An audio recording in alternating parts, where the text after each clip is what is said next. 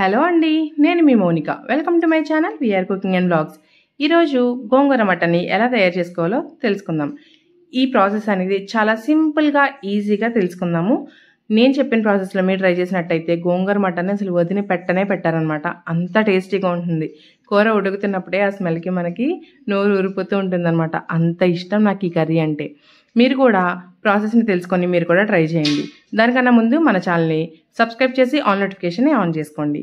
ఇలా మటన్ అయితే నేను 1/2 kg తీసుకున్నానండి. అందులో నేను అల్లం వెల్లుల్లి పేస్ట్ 1 స్పూన్ వేసుకొని బాగా పట్టించేసుకుంటున్నాను. మటన్ అల్లం వెల్లుల్లి పేస్ట్ మ్యారినేట్ చేసి పెట్టుకుంటే చాలా త్వరగా ఉడికిపోతుంది అనమాట. తర్వాత ఒక కుక్కర్లో ఇలా ఆయిల్ వేసుకొని ఆయిల్ బాగా హీట్ అయిన తర్వాత ఉల్లిపాయ పచ్చిమిర్చి వేసుకోండి. ఉల్లిపాయ పచ్చిమిర్చి వేసి అవి త్వరగా మగ్గడం కోసం అందులోనే పసుపు ఉప్పును కూడా వేసి బాగా ఉడికించుకోండి. ఈ మటన్ కర్రీ ఇలా చాలా సింపుల్గా చేసుకుంటేనే బాగుంటుంది. ఎక్కువ మసాలాలు కానీ ఎక్కువ స్పైసెస్ కానీ వేసినా ఏది బాగోదన్నమాట. సో ఇప్పుడు ఉప్పు పసుపు వేసుకున్నాం కదండి, వాటిని బాగా కలుపుకొని ఉల్లిపాయలు బాగా మగ్గే వరకు మనం ఉడికించుకుందాం. ఇలా ఉల్లిపాయలు బాగా ఉడికిపోయిన తర్వాత ఇందులో మనం ముందుగా అల్లం వెల్లుల్లి పేస్ట్ మ్యారినేట్ చేసి పెట్టుకున్న మటన్ అయితే వేసుకోండి. లేతగా ఉన్న మటన్ అయితే మనకి టేస్ట్ చాలా బాగుంటుంది. మీరు ఒకవేళ ముద్రగా ఉన్న మటన్ తెచ్చుకున్నా ఏం ప్రాబ్లం లేదు. మీరు కొంచెం ఎక్కువ విజిల్స్ వేయించుకుంటే సరిపోతుంది. మటన్ మీడియం ఫ్లేమ్లో పెట్టి అందులోంచి విడుదలయ్యే వాటర్ అంతా ఇంకిపోయే వరకు ఉడికించుకోండి. వాటర్ అంతా ఇంకిపోయి నేను ఇలా వీడియోలో చూపిస్తున్నట్టు ఆయిల్ పైకి తేలాలి.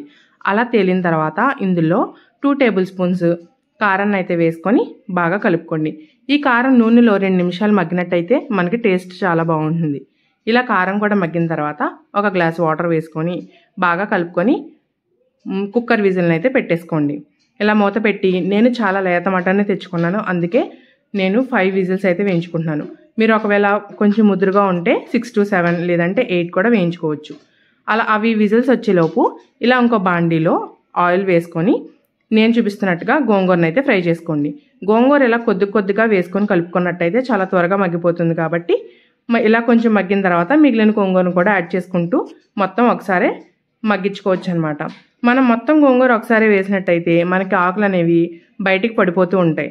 అలా కాకుండా ఇలా కొంచెంగా వేసుకుంటూ కలుపుకుంటూ మళ్ళీ వేసుకున్నట్టయితే మనకి గోంగూర అనేది ఈవెన్గా మళ్ళీ 2-3 సార్లు వేయించుకోకుండా ఒక్కసారిగానే మగ్గిపోతుంది. చూసారు కదా, ఇలా గోంగూర మెత్తగా మగ్గిపోయే వరకు మగ్గించుకోవాలి. చాలా త్వరగా మగ్గిపోతుంది అన్నమాట గోంగూర. మ్యాక్సిమం ఇలా మగ్గిపోతే సరిపోతుంది. మీకు ఒకవేళ కొంచెం ఆకులుగా ఉండి ముదురు ఆకు అయితే కనుక ఒక్కసారి 1 పల్స్ మిక్సీ చేసుకుంటే సరిపోతుంది. ఇప్పుడు పూర్తిగా విజిల్ పోయిన తర్వాత మనం మూత తీసుకొని ఇలా అదే కర్రీలో ఈ గోంగూరని కూడా వేసుకొని బాగా మిక్స్ చేసుకొని మీడియం ఫ్లేమ్లో నిదానంగా ఉడకనివ్వండి. ఆయిల్ బాగా పైకి తేలిన తర్వాత మనం స్టవ్ ఆఫ్ చేసి సర్వ్ చేసుకుంటే సరిపోతుంది. అంతేనండి, చాలా సింపుల్గా చేసుకోవచ్చు ఈ కర్రీని. మీకు ఎలా అనిపించింది ఈ రెసిపీ? మీరు కూడా ట్రై చేసి మీకు ఎలా వచ్చిందో కామెంట్ చేయండి. అండ్ అలాగే మన ఛానల్ని మాత్రం సబ్స్క్రైబ్ చేయడం మాత్రం మర్చిపోకండి.